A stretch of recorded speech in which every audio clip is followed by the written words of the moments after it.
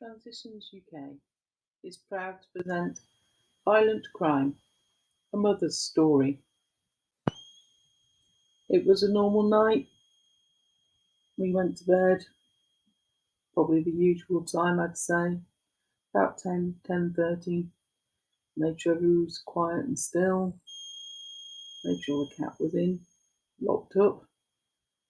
Went upstairs, and probably fairly soon, I guess, we'd both be fast asleep. Doesn't normally take as long.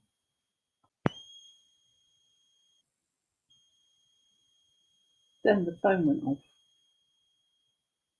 You know when you lean over and you look at the time and you realise what a ridiculous time it is, and you immediately think, oh my God, what's wrong? It was one of those feelings. Really made you feel sick.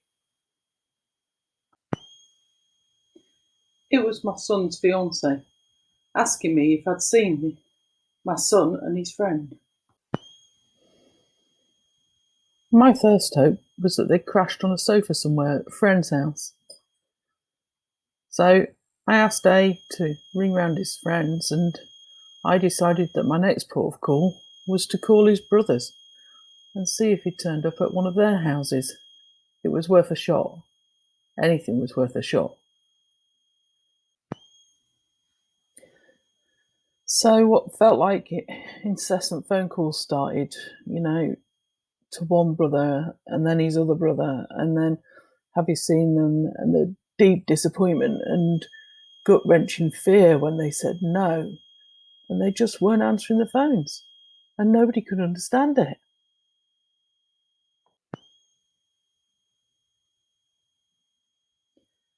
The longer it went on, the more I knew there was something really serious wrong.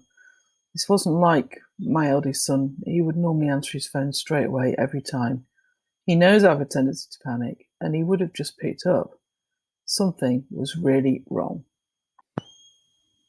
6 hours in, and I was at my wit's end with panic. So my middle son decided to take over the search and took control. When you're genuinely scared for someone's life, especially a loved one, that every minute is an hour, every hour is a day, it just feels like forever when you're waiting for news. And H, he hadn't had the best time in life. He'd been bullied at school really badly for being gay, and this had given him depression, which was an added dimension to our panic, because we never knew what could happen or what he could do to himself. It was midday.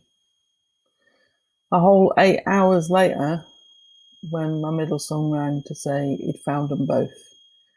They were at the hospital, having suffered a pretty violent attack. They were both seriously injured. My son's wrist had been broken, and his friend had had his head seriously kicked in. It was such a mixture of shock and relief to see them walking in the kitchen again. I mean, they both really looked seriously unwell. Obviously, my son had a pot on his arm and was bruised and battered, and D, you couldn't even recognise his face. It was awful. But when they told us about it, and they started to tell us, three boys had attacked them, armed with axes of all things. They'd even threatened to cut off D's wrists while he was unconscious, and had taken H to a cash machine to force him to withdraw as much money as he could.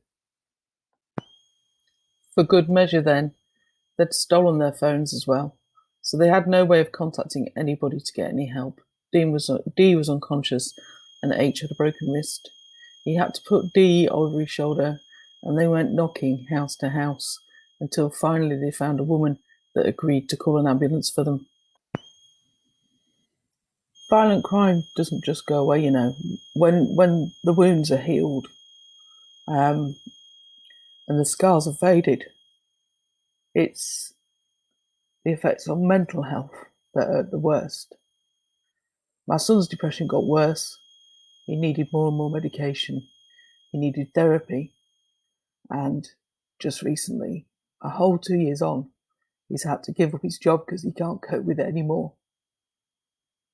They're the true effects of violent crime. You don't just walk away and get away with it. It affects somebody's life for a long, long time.